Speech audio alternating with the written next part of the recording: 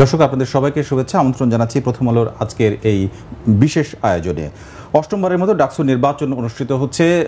এক ধরনের উৎসাহ উদ্দীপনার মধ্যেই এই আয়োজনটি হচ্ছে এবং এই বিষয় নিয়ে আজকের আমাদের বিশেষ আয়োজন ডাকসু নির্বাচন 2025-এ আমন্ত্রণ জানিয়েছি ডাকসুর সাবেক ভিপি, প্রথম ভিপি মুজাহিদুল ইসলাম সেলিমকে। এই নিয়ে এই আয়োজনে আপনাদের সবাইকে আমন্ত্রণ।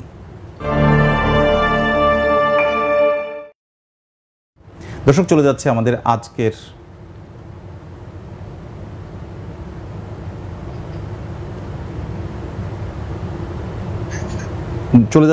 আজকের অতিথির কাছে। ডাকসুর প্রথম এবং সাবেক ভিপি মুজাহিদুল ইসলাম সেলিম এবং পরিচিত রাজনীতিবিদ, আপনাকে স্বাগত আমাদের আয়োজনে। অসংখ্য ধন্যবাদ।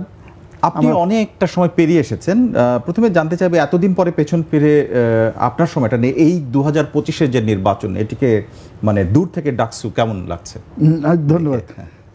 প্রথমে আমি একটা বিষয় পরিষ্কার করতে চাই, এটা আমি প্রথম ডাকসুর ভিপি না, এটা বাংলাদেশ স্বাধীনের পরে এবং এটা অষ্টম ডাকসু নির্বাচন না, এটা কিন্তু এর আগে বহুবার হয়েছে।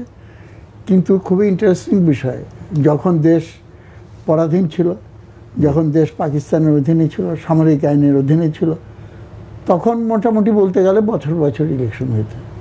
আগে 37 বার, মোট 37 বার। বাংলাদেশ হওয়ার পরে 7 বার। এইটা একটা খুবই ইন্টারেস্টিং, এইটা থেকে পরিস্থিতির পার্থক্যটা বোঝা যায়। এবং আমরা যখন ইলেকশন করি, আরেকটা ডিফারেন্স এটা সকলের জানা উচিত, যে 1969-এর গণ অভ্যুত্থানের আগ পর্যন্ত ডাকসু ইলেকশনটা হতো একটা ইনডাইরেক্ট, পরোক্ষ নির্বাচন। আচ্ছা, অর্থাৎ প্রত্যেক বছর চিহ্নিত করা থাকতো যে এই হল থেকে ভিপি হবে, এই হল থেকে জিএস হবে, বাই রোটেশন এটা ঘুরতো। আচ্ছা। এবং যখন হলের প্যানেল যেখানে ভোট দিত ছাত্রছাত্রীরা, সেখানে ভিপি, জিএস, অন্যান্য সেক্রেটারিজ সব পোস্টের পরে 2টা পোস্ট থাকতো, বা কোনো কোনো হলে একটা পোস্ট থাকতো ডাকসু প্রতিনিধি। ওই ডাকসু প্রতিনিধিরা একত্রিত হয়ে তারা ভিপি, জিএস নির্বাচিত করতেন। কিন্তু করতে হতো সেই নির্দিষ্ট হলের যে ডাকসু কমিটি তাদের। 69-এর গণ অভ্যুত্থানের পরে আমরা এই দাবিটা অর্জন করতে সক্ষম হলাম যে নির্বাচনটা সরাসরি প্রত্যক্ষ ভোটে হতে হবে। এবং প্রথম ভোটটা হয়েছিল 70 সালে। সেই নির্বাচনেও আমি প্রতিদ্বন্দ্বিতা করি। তখন আওয়ামী লীগের জোয়ার, নৌকার জোয়ার, ন্যাশনাল ইলেকশন হয়ে গেছে সম্ভবত। সেই পটভূমিতে আসম আব্দুর রব, আব্দুল কুদ্দুস মাখনের ছাত্রলীগের ক্যান্ডিডেট, আর ছাত্র ইউনিয়ন, আমরা বামপন্থী, আমি ক্যান্ডিডেট ছিলাম ছাত্র ইউনিয়নের জেনারেল সেক্রেটারি হিসাবে। আমার মনে আছে 70 সালের কথা বলছেন। 70 সালে এইটা সম্ভবত 60-63 ভোটে আমি হেরে গেছিলাম। জি, আচ্ছা। আরেকটু হলেই কিন্তু 4 খলিফার 1 খলিফা হয়ে যেতে হবে, বুঝছেন না? এবং রাজনীতির উপরে সেটা ইম্প্যাক্ট হতো। ইম্প্যাক্ট হতো এই কারণে, 69-এর গণ অভ্যুত্থানটা আমরা করেছিলাম ছাত্র সংগ্রাম পরিষদের নেতৃত্বে। সেখানে ছাত্রলীগও ছিল, ছাত্র ইউনিয়নও ছিল। কিন্তু যখন 70-এর ছাত্র সংগ্রাম পরিষদ গঠন করা হলো, ওইখানে ডাকসু ছিল তাদের হাতে, এবং শুধুমাত্র ডাকসু এবং ছাত্রলীগ মিলে করলো, এখানে ছাত্র ইউনিয়নটা রাখলো না। একক কর্তৃত্বে সমস্ত ঘটনাবলীকে, সেটা হচ্ছে সেই সময়ের। এখন আমি যেটা জানতে চাচ্ছি, এখন হচ্ছে সরাসরি নির্বাচন, এবং যে মুহূর্তে এই 2025-এর ডাকসু নির্বাচন হচ্ছে, সেই সময়টা একটা ভিন্ন রাজনৈতিক পরিবেশ তৈরি হয়েছে। এই প্রেক্ষাপটে এখন দূর থেকে মানে আপনি যখন ফিরে দেখছেন, বলবো যে আমাদের দেশে তো একটা অভূতপূর্ব পরিস্থিতি সৃষ্টি হয়েছে, এবং মানুষের জাগরণ যেটা গণ অভ্যুত্থানের জন্ম দিল। এবং এইটা আমাদের খুব পরিষ্কার রাখতে হবে যে গণ অভ্যুত্থান হলো এক জিনিস, সেইখানে মেইন নায়ক, মেইন কর্মকর্তা হলো জনগণ। কিন্তু যারা নাকি মাস্টার মাইন্ড বলে নিজেদেরকে দাবি করে, কিংবা তারা বলে যে এটা মেটিকুলাসলি প্ল্যান ছিল, এবং খুব ইন্টারেস্টিং, একই মুখে বলছে যে এটা একটা স্বতঃস্ফূর্ত গণ অভ্যুত্থান, এবং সঙ্গে সঙ্গে বলছে যে এটা হলো মেটিকুলাস, যে একেবারে সূক্ষ্মভাবে পরিকল্পিত। দুইটাতে একসঙ্গে হতে পারে না। কিন্তু আমি যদি জনগণের আকাঙ্ক্ষার জায়গা থেকে দেখি, এবং যেইভাবে গণতান্ত্রিক বিস্তারটা, বিকাশটা রুদ্ধ হয়েছিল, সেখান থেকে আমরা বেরিয়ে আসবো, সেটা কতটুকু নিশ্চিত সেটা আমি বলতে পারছি না। আমি একটু সংশয়ের ভিতরে। আমি দুটো বিষয় এবারের বাস্তবতার ক্ষেত্রে উল্লেখ করি। একটি হচ্ছে যে আমরা গত 10-15 বছরের যদি হিস্ট্রি দেখি, ডাকসুরে সকল ক্যাম্পাসে, ডাকসু তো বটেই, যে ছাত্রলীগের উপস্থিতি দুর্দণ্ড প্রতাপ ছিল, আর এবারে একদম নাই, কারণ তারা নিষিদ্ধ ওই দলটি। অন্যদিকে ছাত্র শিবিরকে এই ক্যাম্পাসে একেবারেই গত 15-20 বছরে কোনো রকম কর্মকাণ্ডের মধ্যে তাদের পরিচয় দিতেও দেখা যায়নি, কিন্তু এবারের নির্বাচনে তারা অংশগ্রহণ করছে। এই যে দুটো বাস্তবতা, বিপরীতমুখী বাস্তবতা, এটার বিবেচনা কেমন মনে হয়? না, আমি মনে করি এই বাস্তবতাটা খুবই কৃত্রিমভাবে স্থাপিত। প্রথমত, ছাত্র শিবিরের এখানে উপস্থিত হওয়ার কোনো অধিকারই থাকতে পারে না, নট বিকজ এটা সাম্প্রদায়িক, এই কারণে যে 1971 সালের 16ই ডিসেম্বর যে আত্মসমর্পণ দলিল, instrument of surrender, sign by Niazi and Jagjit Singh, তারা এখানে লিখেছে পরিষ্কার করে লেখা আছে, আমরা পাকিস্তানের সেনাবাহিনী, নৌবাহিনী, বিমান বাহিনী, along with all civilian and paramilitary auxiliary forces. Auxiliary forces. Paramilitary civilian auxiliary force কারা ছিল, যারা ওই সময় মন্ত্রিসভায়, পূর্ব পাকিস্তানের মন্ত্রিসভায় অংশগ্রহণ, যারা আল বদর রাজাকারকে সেখান থেকে তারা অর্গানাইজ করেছে, সেটা হলো জামাত শিবির। সুতরাং তখন সেটা শিবির ছিল না, সেটার নাম ছিল ইসলামিক ছাত্র সংঘ। এবং তারা কিন্তু স্বেচ্ছায় আত্মসমর্পণ করার কারণে পাকিস্তানের সেনাবাহিনী যেমন ঢাকায় এসে তার ক্যান্টনমেন্ট করার কোনো অধিকার থাকতে পারে না, জামাতে ইসলামের এই অধিকার থাকতে পারে না। সুতরাং এইটা কোনোভাবেই আমাদের ইতিহাসের স্বাভাবিক যে অবজেক্টিভ হিস্ট্রি বলতে যেটা বোঝায়, এইটার সঙ্গে কোনো সময় এইটা যে কোনো মূল্যে এটাকে প্রতিহত করতে হবে। সাময়িকভাবে জোর জবরদস্তি ছল চাতুরি করে বা অন্য কোনো মেটাকুলাস প্ল্যানিং, সেটা কোথায় থেকে হচ্ছে আমি বলতে পারবো না, সেই কারণে হয়তো একে রিপ্লেস করার একটা চেষ্টা হতে পারে, কিন্তু সেটা মানুষের মনে স্থান পাবে না। আর ছাত্রলীগের ব্যাপারটা আমি তো মনে করি এটা শেষ অবস্থায় যেটা দাঁড়িয়েছিল, এটা তো কোনো ছাত্র সংগঠন ছিল না, এটা হলো একটা অর্গানাইজড ক্রিমিনালসদের একটা আড্ডাখানা হয়ে গেছিল। এবং সেটা অজস্র উদাহরণ, গেস্ট রুম কালচার থেকে শুরু করে, হেলমেট বাহিনী থেকে শুরু করে সমস্ত কিছু। আমি তো অবশ্যই সুযোগ পেলে শেখ হাসিনাকে আমি বলতাম যে এরা কেউ আপনার সঙ্গে থাকবে না, এবং ওদের অন্যায় যদি আপনার প্রশ্রয় না দেন তাহলে তারা বলবে, আপা আমাদের দিকে দেখলেন না তো, আসসালামু আলাইকুম, আমরা গেলাম ম্যাডামের দিকে। আবার ম্যাডামের ভেতরে যখন এটা করে, তখন ওইটা হয়েছে আগে, এইবারও হবে কিনা জানি না, যে আসসালামু আলাইকুম আপা, ম্যাডাম আমাদের দিকে দেখলেন না, আমরা গেলাম আপার দিকে। সুতরাং আপা ম্যাডামের এই যে প্রতিযোগিতা, এই হুন্ডা বাহিনী, গুন্ডা বাহিনী, সেইটাই আমাদের দেশের সর্বনাশ করে দিচ্ছে। এখন যেটা হচ্ছে, এবং যারা আছে তারা সবাই বলছে, তারা যখন রাজনীতির কথা বলছে এবং নির্বাচনের প্রসঙ্গ আসছে, তখন তারা মানুষের সামনে এই বলে হাজির হচ্ছে যে একটা নতুন রাজনীতির সময় আমরা নতুন করে শুভ বাতাস বইছে, এরকম একটা বিষয় বলছে। আমার প্রশ্নটা এরকম যে 2019 সালে ছাত্র শিবিরের কোনো প্যানেল বা প্রার্থী ছিল না, কিন্তু তার আগে তো 5টি নির্বাচনে আমরা বিভিন্ন রকম তথ্য পাওয়া যাচ্ছে যে তারা প্যানেল দিয়েই নির্বাচনে অংশগ্রহণ করেছিল। কিন্তু আপনি যেটি বলেন যে তারা থাকতে পারে না, 71-এর কথা বলে যেটি, সেটা তো আসলে কখনোই হয়নি। এটা কি রাজনৈতিক কারণেই হয়নি নাকি অন্য কোনো বিষয়? দেখেন, আমি ছাত্র শিবির বিষয়টা প্রধান আলোচ্য বিষয় করার পক্ষপাতী। আচ্ছা, কারণ এইটার ফলে যেটা হচ্ছে যে আমরা একটা সেটেলড ম্যাটারকে নিয়ে এসে আমাদের এখন সামনে আগাতে হবে। আচ্ছা, হ্যাঁ, ফরওয়ার্ড লুকিং। আমাকে তো পরিচয় করিয়ে দিলেন স্বাধীনতার পরে প্রথম ডাকসুর ভিপি। জি, তখন দেশ স্বাধীন হয়েছে, 30 লক্ষ মানুষকে আমরা হারিয়েছি, নতুন দেশ গড়ার সংগ্রামের সূচনা হয়েছে। তো আমি এখানে বটতলায় দাঁড়িয়ে বক্তৃতা করতাম, ভাই বোনেরা আমাদের কাছ থেকে পাকিস্তানিরা অনেক সময় চুরি করে নিয়ে গেছে, সেই হারানোর সময় পুনরুদ্ধার করতে হবে, এবং তাড়াতাড়ি আমরা যাতে দেশে সমাজতন্ত্র গড়ার কারিগর হয়ে গড়ে উঠতে পারি, ওর জন্য ওভারটাইম লেখাপড়া করতে হবে। 3 বছরের কোর্স 2 বছরে কমপ্লিট করে আপনারা তৈরি হয়ে যান দেশ গড়ার কারিগরের জন্য। আমি ডাকসুর ভিপি ছিলাম, অটো প্রমোশনের দাবি নিয়ে আমাদের অফিস হামলা হয়েছিল। আমরা পরীক্ষায় নকল প্রবণতার বিরুদ্ধে এই অটো প্রমোশনটা তখনও এসেছিল, ইস্যু এসেছিল, কিন্তু আমরা কোনো প্রশ্রয় দিইনি। আচ্ছা, কিন্তু এখন যারা বলছে যে আমরা একটা নতুন জাগরণ ঘটাবো, আমরা তো কয়েকদিন আগে দেখলাম সচিবালয়ে গিয়ে ভাঙচুর করে জোর করে সই করে নিয়ে আসছে অটো প্রমোশন।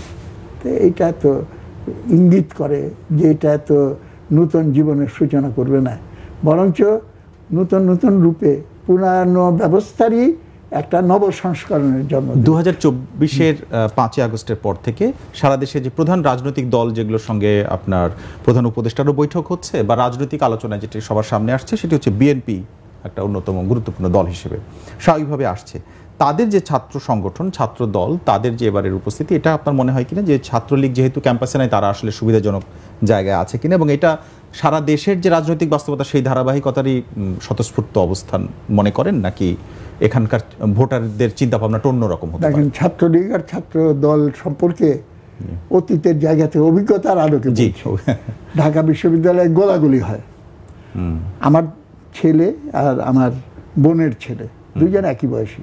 একদিন বাসায় এসে দেখি দুইজন খুব মারামারি করছে। আমি কি করো তোমরা? বলছি আমরা ইউনিভার্সিটি খেলছি। এখন শিশু মনেও ইমপ্রেশনটা দাঁড়িয়েছে বিশ্ববিদ্যালয় মানে মারামারি, গোলাগুলি চলছে 7 দিন ধরে, গোলাগুলি থামে না। হঠাৎ করে বন্ধ হয়ে গেল। কেন? শেরাটনে বৈঠক হয়েছে, দুই পক্ষ 60-40 ভাগাভাগি। এখন এই একই ধারার ভিতরে কিন্তু অবক্ষয় এবং রুগ্নতার ভিতরে আমাদের দেশকে নিয়ে গেছিল। এইখান থেকে বেরিয়ে আসার ইচ্ছা আছে কিনা, দ্বিতীয়ত সক্ষমতা আছে কিনা। আচ্ছা, এইটা দুইটা কথা এই কারণে বলি, ইচ্ছা থাকলেও সক্ষম না, তাহলে পরে তো ক্ষমতা হারিয়ে ফেলবো। এই কারণে কিন্তু তারা এটা করে থাকে আর কি, যে ইচ্ছা থাকলেও করতে পারে না, যে এটা গ্রাউন্ড রিয়ালিটি। তারা এবারের যেটা বলছে যে আমরা এর আগে দেখেছি, দেখতে হবে, এটা না দেখে আমি মানে আগাম মন্তব্য করতে পারি না। আমি আশা করব যে বোধোদয় হবে এবং অতীতের শিক্ষাগুলো নিবে, এবং আমরা কিভাবে ছাত্র সংগঠনকে অর্গানাইজ করতাম, ডাকসুর কাজকর্ম পরিচালনা করতাম, আমাদের কাছ থেকেও যদি কিছু জানতে চায়, বুঝতে চায়, আমি করতে রাজি আছি। সেটা বাহ, এটা একটা ভালো দিক। কিন্তু আমি যদি এই প্রসঙ্গটা একটু উঠাতে চাই, সেটি হচ্ছে যে গত 1 বছরের সবচেয়ে আলোচিত একটি বিষয় ছিল মব ভায়োলেন্স এবং মব কিলিং এর ঘটনা ঘটেছে, ঢাকা বিশ্ববিদ্যালয়েও ঘটেছে। গত 24-এর শেষের দিকে এবং 2025-এর এখন পর্যন্ত যে সমস্ত ঘটনা ঘটেছে, তার প্রেক্ষিতে এবারের নির্বাচনের আগে কিন্তু এটা নিয়ে এক ধরনের শঙ্কা ছিল, অনেকের মধ্যে আলোচনা হয়েছে, কিন্তু আমরা দেখলাম সেরকম কোনো ঘটনা ঘটেনি, এবং প্রার্থী যারা তারাও এগুলোতে জড়ায়নি, এবং তারা এক ধরনের মানে সুষ্ঠু পরিবেশ বলে দাবি করেছেন। না, এখন তো শেষ হয়নি, কয়টা বাজে?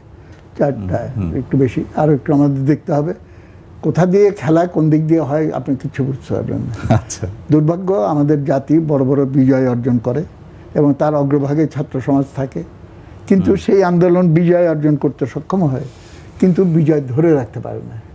তার কারণ বিজয়ের পেছনে যে আসল নায়ক জনগণ বা ছাত্র জনতা, যেটাই বলি আমরা, তাদেরকে তো ঘরে ফিরিয়ে দিয়ে কর্তৃত্বটা নিয়ে নেয় মুষ্টিমেয়, তাদের প্রতিনিধি বলে দাবিদার। এখন এইটা নিয়ে প্রতিযোগিতা চলছে, এ বলে যে আমি মাস্টার মাইন্ড, ও বলে যে আমি মাস্টার মাইন্ড, সবাই নেতৃত্বের দাবি করছে। কিন্তু ওই যে কবিতা আছে না রবীন্দ্রনাথের, রথযাত্রা মহাধুমধাম, ভক্তরা মাটিতে লুটায় করেছে প্রণাম, রথ বলে আমি দেব, পথ বলে আমি, মূর্তি বলে আমি দেব, হাসি অন্তর্যামী। অন্তর্যামী বসে আছে সেই জনতা, এইটা হলো নায়ক, তাদেরকে ক্ষমতায়ন করো, এইটার উপরে তো বিশ্বাস নেই। ইউনিভার্সিটিতে কি হবে না হবে, এইটা কোনো নিখুঁত প্ল্যানিংয়ের অংশ, ইঞ্জিনিয়ারিংয়ের অংশ হিসেবে, রাজনৈতিক ইঞ্জিনিয়ারিংয়ের অংশ হিসেবে বিবেচনা করা মোটেই উচিত না। তাহলে পরে এটার তাৎপর্য একেবারে ধ্বংস হয়ে যাবে। আপনি কি ফলাফল ঘোষণার যে প্রক্রিয়া বা গণনা, এর মধ্যেও কোনো শঙ্কা দেখেন যে এখানে? ইতিমধ্যেই তো কতগুলো কথা উঠে গেছে, যেটা আমি শুনি, আমি সবটা জানি না, যে বাইরে দেখা গেছে সই করা ব্যালট পেপার এবং সেটা মার্ক দেওয়া, যে ওখানে শিবিরের ভিপিজিএস টিক মার্ক দেওয়া আছে। এইটা জানি না, সব কিছু অবিশ্বাস, বুঝলেন? এইটা কারা করলো, আদৌ সত্য কিনা, নাকি এক দলের উপরে চাপ দেওয়ার জন্য আরেক দল করলো, অনেক কিছু হতে পারে। ক্যারাম বোর্ড খেলেন, স্ট্রাইকার ডান দিকে মারে, গুটি যায় বাঁ দিকে, আপনি বুঝতে পারবেন, মানে রাজনীতির খেলাটা ওরকমের। আমি একটা লিখেছিলাম, সম্ভবত প্রথম আলোতে উঠেছিল সেটা, রাজনীতিতে এখন পলিটিক্স ঢুকে গেছে। পলিটিক্স বলতে তো আমাদের দেশি ভাষায় বলে না, একটু নেগেটিভ। হ্যাঁ, এটা কুটচাল, মুক্তারি বুদ্ধি, এইসব আর কি। আপনাদের যে সময়টা ছিল তখনকার প্রচারণা যে ধরন ছিল বা ছাত্রছাত্রীদের সাথে কমিউনিকেট করার যে ওয়েটা ছিল, সেখান থেকে কিছুটা তো চেঞ্জ হয়ে গেছে, কারণ এখন ডিজিটাল যুগ, তারা সামাজিক যোগাযোগ মাধ্যমে অনেক রকম আসছে। এটি কেবল ফলাফল ঘোষণা বা ফলাফল নিয়ে আসার মতামত তৈরির ক্ষেত্রে না, এই ডাকসু অ্যাক্টিভ হিসেবে কাজ করার ক্ষেত্রেও পরিবর্তন আনবে বলে মনে করছেন কিনা? হ্যাঁ, অবশ্যই অবশ্যই, এটা তো একটা বিশাল পরিবর্তন হয়ে গেছে।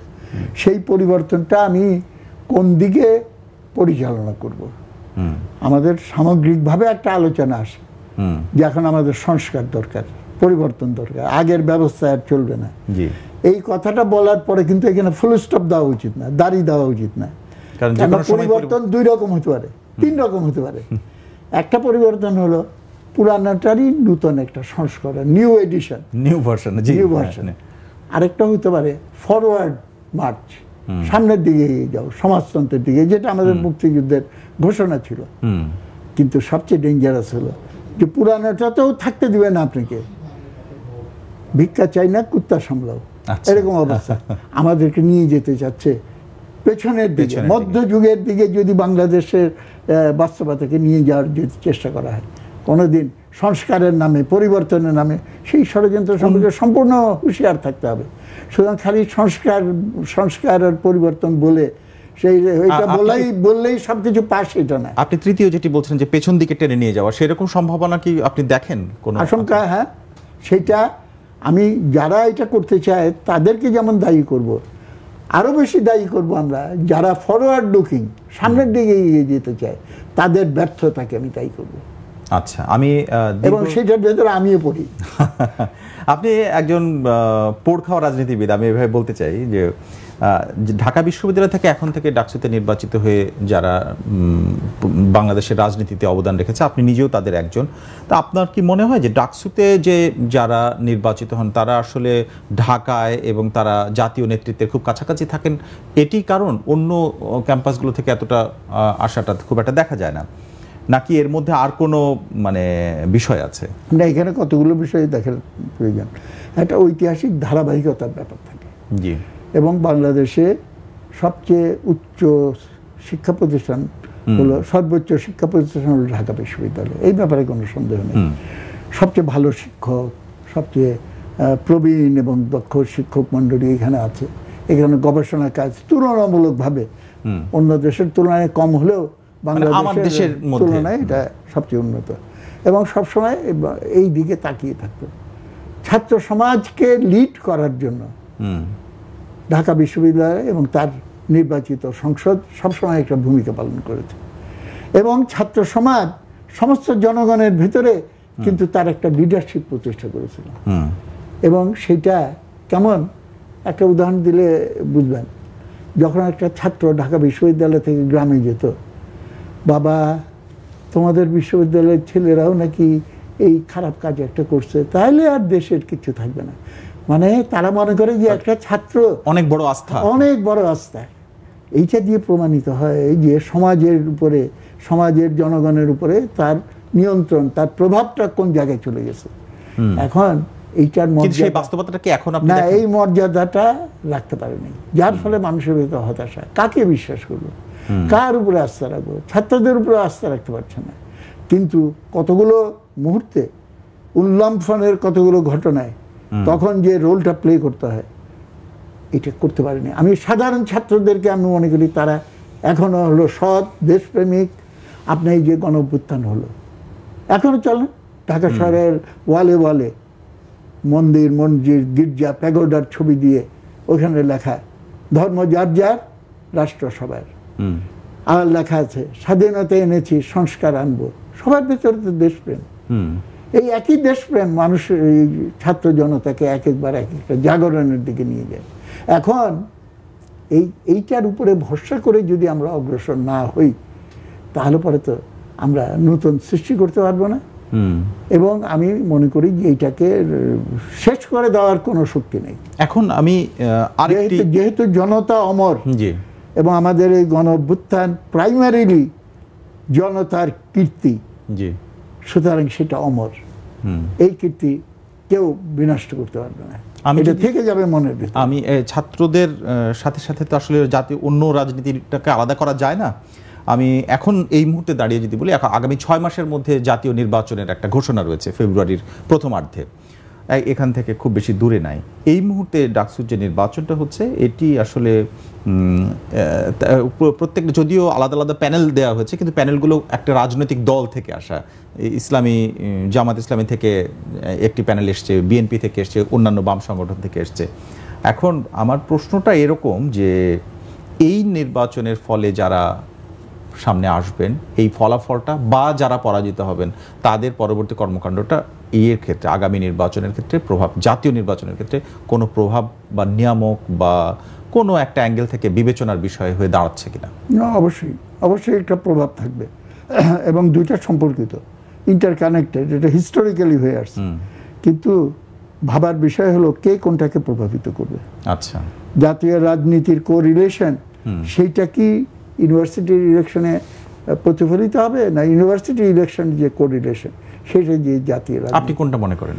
আমি মনে করি যে এইটা সুনির্দিষ্টভাবে বলা যাচ্ছে না। আচ্ছা, কেননা দুইটাই একটা আরেকটাকে প্রভাবিত করে, এইভাবে আমি দেখার পক্ষ। কিন্তু এই মুহূর্তে যে মানে কেউ কেউ মনে করেছিল এবং তারা এইভাবেই চিন্তা করে যে ঢাকা ইউনিভার্সিটি যদি আমার হাতে থাকে, আচ্ছা, তাহলে পরে ক্ষমতায় যাওয়া এবং গেলে পরে এটাকে কন্ট্রোলে রাখা, আমার আর কোনো বিপদ নেই।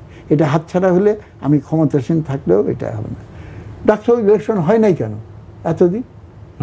Over politicalisation of DUCSU. মনে করতে ডাকসু হাতছাড়া হলে আমার ক্ষমতা চলে যাবে। 19 সাল প্রায় 30 বছরের মধ্যে কোনো ইলেকশন হয়নি। ইলেকশন হয়নি, এবং এই কথাটা আমি আগেও বলেছি, আপনার এখানে বলছি, সময় নিল। 73 সালে একটা ইলেকশন হয়েছিল। সেই ইলেকশনে সারাদিন খুব সুন্দর, আপনি বললেন না, খুব সুন্দর পরিবেশ, ইলেকশন হয়েছে। সন্ধ্যাবেলায় যখন কাউন্টিং শুরু হলো তখন দেখা গেল জাসদ ছাত্রলীগ জিতে যাচ্ছে। ছাত্র ইউনিয়ন আর মুজিববাদী ছাত্রলীগ অ্যালায়েন্স করেছিল, লেনিন গামা পরিষদ, তারা হেরে যাচ্ছে। এটা 73 সালের কথা বলছি। 73 সালের কথা। আমি বসে আছি ওখানে, দেখি এখানে মুখোশ পাড়া কে কে লোকজন ঘোরাফেরা করতেছে, কি ব্যাপার। একটু পরে শুনলাম যে হাইজ্যাক করে ব্যালট বক্স হাইজ্যাক করে নিয়ে গেছে। হাই হাই হাই হাই, কি হবে? আমি জানতাম বা বুঝতে পারছিলাম, চিনি নাই সব মুখোশ পাড়ায়, কারা করেছে এটা আমি বুঝেছি, মুজিববাদীরা করেছিল। কিন্তু পরদিন কার এটা, এটা আমার একটা বিরাট অপরাধ। আমি অপরাধের জন্য ক্ষমা স্বীকার করেছি জাতির কাছে। আমি এটার সঙ্গে ঘুণাক্ষরে জড়িত ছিলাম না, ছাত্র ইউনিয়ন এটার সঙ্গে জড়িত ছিল না, যারা করেছে বাইরের। কিন্তু পরদিন প্রেস আমাকে যখন জিজ্ঞেস করলো, আমি জাসদ ছাত্রলীগকে মিথ্যা অভিযুক্ত করেছিলাম। এই মিথ্যাচার সঠিক হয়নি, এটা দিয়ে, এবং আমি ক্ষমা প্রার্থী। আজ আবার ক্ষমা চাই। কেন হয়েছিল? হয়েছিল যে ডাকসু যদি হাতছাড়া হয়ে যায় তাহলে হ্যাঁ, মুজিব সরকার পতন হয়ে যাবে। আচ্ছা, ভালো একটা দিক যে সেই সময়টাতে রাজনৈতিক বিশ্বাস এবং রাজনৈতিক দলের প্রতিনিধিত্ব করার প্রবণতাটা খুবই স্পষ্ট ছিল, এখনো সেটি। মাত্র কয়েকদিন আগে এই অনুষ্ঠানে আমি মাহমুদুর রহমান মান্না, তিনি আরেকজন সাবেক ভিপি, তার কাছেও এই প্রশ্নটি তুলেছিলাম। তিনি বলছিলেন যে তখন আমরা ভাবতেই পারতাম না স্বতন্ত্র প্রার্থীরা কে যাবে, দলটাই ওন করতেন সবাই। কিন্তু এখন স্বতন্ত্র এবং নারী প্রার্থীদের অনেক প্রবণতা দেখা যাচ্ছে এবং তাদের অনেক আলোচনাও আছে। তাদের ব্যাপারে এই যে পরিবর্তনটা, এই পরিবর্তনটাকে আপনার কাছে ইতিবাচক মনে করেন নাকি? যেটা এখন হচ্ছে এটা একটা ট্রানজিশন পিরিয়ড। আচ্ছা, এত বছর 19 বছর কোনো ইলেকশন হয়নি, বা মাঝখানে একটা হয়েছিল। সুতরাং সমস্ত কিছু জমে আছে।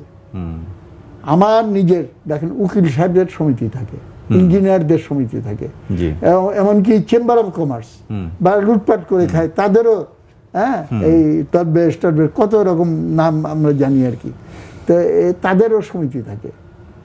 কিন্তু ছাত্রদের আমাদের বছর বছর আমাদের বেতনের সঙ্গে কিন্তু ডাকসুর একটা ফি নেওয়া হয়। আচ্ছা, এবং হল সংসদের একটা ফি নেওয়া হয়।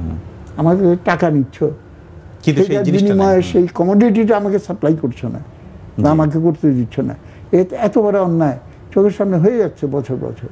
আপনি এবং মেইন অ্যাটিটিউডটা আমি বলতে চাই, অনেকে বলে এটা হলো ভবিষ্যৎ নেতৃত্ব তৈরি করার, হ্যাঁ, এটা বলা হয়। আমি এটা বিশ্বাস করি না, উচিত না এটা চিন্তা করা।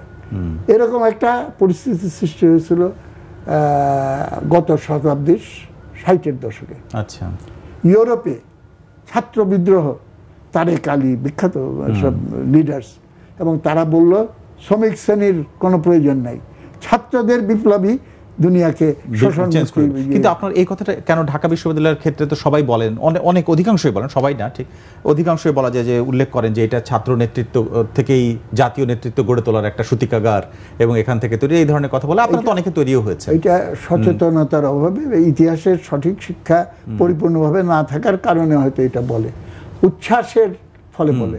কিন্তু এটা মানে নেগেটিভ দিক কোনটা? নেগেটিভ দিক হলো প্রত্যেকটা মানুষের একাধিক আইডেন্টিটি থাকে। আচ্ছা, যেমন ছাত্র হিসেবে আমার আইডেন্টিটি, ধর্ম পরিচয়ে আমার একটা আইডেন্টিটি, জাতি পরিচয়ে আমার আইডেন্টিটি, শ্রেণী পরিচয়েও একটা আইডেন্টিটি আছে।